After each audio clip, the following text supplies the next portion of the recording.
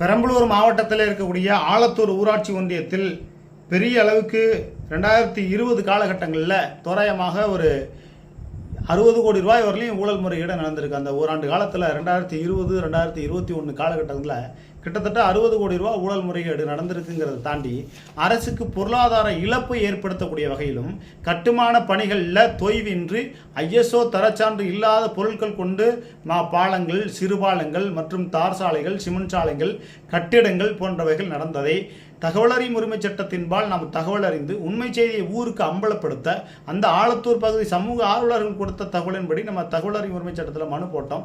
அது விசாரணைக்கு இப்போ தான் வந்திருக்கு. செல்வராஜ் அவர்கள் தான் ஆணையர், மாநில தகவல் ஆணையர் நேர்மையான அதிகாரி, அவர் தான் விசாரணைக்கு எடுத்துக்கிறாரு.